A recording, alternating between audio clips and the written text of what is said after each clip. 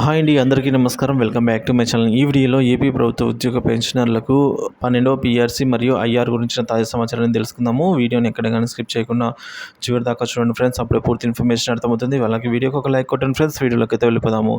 AP ఉద్యోగులు ఉపాధ్యాయుల పెన్షనర్ల 12వ పీఆర్సీపై వార్త అండి. అలాగే 20% ఐఆర్కు సంబంధించిన తాజా సమాచారము. సో పీఆర్సీ కమిషన్పై అయితే ఇంకా ప్రకటన జరగాలి.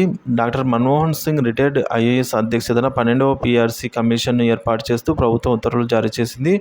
సో ఈ మేరకు జీవో నెంబర్ 68ని మనకు జూలై 12, 2023 అయితే ఆర్డర్స్ అయితే పాస్ చేసిందనమాట. 11వ పీఆర్సీ వాస్తవంగా 2018 జూలై 1 తేదీ నుంచి అయితే అమలు కావాలి. కానీ ప్రభుత్వం 2020 ఏప్రిల్ నుంచి మానిటరీ బెనిఫిట్ అయితే ఇచ్చిందండి. అలాగే జనవరి 1, 2022 జీతంతో కలిపి 11వ పీఆర్సీని అయితే ఇవ్వడం జరిగింది. అంటే జనవరి 1, 2018 అమలు కాలేదు. ఇది ఉపాధ్యాయ పెన్షనర్లు అయితే ఇక్కడ చాలా వరకు నష్టపోయారని చెప్పవచ్చు. అలా నష్టపోకూడదు అని ప్రస్తుత ప్రభుత్వంకి పీఆర్సీ ముగిసిన వెంటనే 12వ పీఆర్సీని అమలు చేయాలనే ఆలోచన అయితే ఉంది. అందులో భాగంగానే జీతాలు మరియు పెన్షన్లని 1-2 తేదీలలో ఎక్కువ శాతం జమ చేయడం అయితే జరిగింది. మొదటగా 12వ పీఆర్సీ నివేదికకు గరిష్టంగా 1 సంవత్సర కాలం వ్యవధి అయితే ఉంది. సో కొత్త పీఆర్సీ అమలు చేస్తే ఎంత డిఆర్ బేసిక్లో కలుస్తుందో మనం ఇప్పుడు తెలుసుకుందాము. 12వ పీఆర్సీ అమలు అనేది 1/7/2024 అంటే జూలై 2023 నాటి డిఆర్ ఎంత ఉంటే అంత బేసిక్లో మెర్జ్ అవుతుంది. సో 2023 నాటి డిఆర్ అనేది మనకు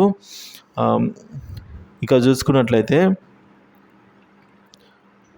33.67% అండి. సో అది వరకు ఉన్న 26.39% ప్లస్ 2023 జూలై నాటి డి అనేది 7.28%. కాబట్టి మొత్తం 33.67% అయితే ఉంది. సో ఈ మొత్తాన్ని పీఆర్సీ ఇచ్చే క్రమంలో ఫిట్మెంట్ అనేది ఐఆర్ అంటే ఎంతో కీలకం అనమాట.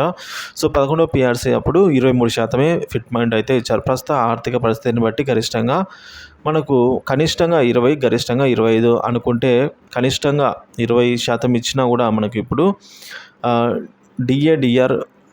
డిఏ ప్లస్ ఫిట్మెంట్ అనేది న్యూ బేసిక్ అవుతుందండి. సో కాబట్టి మనకు ఫర్ సపోజ్ 30,000 బేసిక్ పే వచ్చేవారికి 30,000 బేసిక్ శాలరీ ఉన్న ఒక ఉద్యోగికి ఈ 12వ పీఆర్సీ అమలు అయితే 46,100 వస్తుందన్నమాట. అదే 25%తో కనుక మనకు ఇచ్చినట్లయితే పీఆర్సీ అనేది, సో ఫిట్మెంట్ అనేది 25%తో ఇచ్చినట్లయితే అదే 30,000 ఉద్యోగికి 47,601 రూపాయి అవుతుంది. సో ఈ విధంగా అయితే ఉంటుందండి.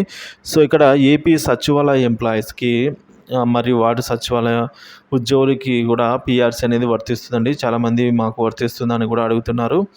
సో వాళ్ళందరికీ వర్తిస్తుంది అనమాట. మీ అందరికీ కూడా సర్వీస్ పెన్షనర్లకు మరియు ఫ్యామిలీ పెన్షనర్లకు కూడా పీఆర్సీ వలన అయితే చాలా లాభం. అంటే మనకు సగం కంటే ఎక్కువ జీతాలు పెన్షన్లు పెరగడం అయితే జరుగుతుంది.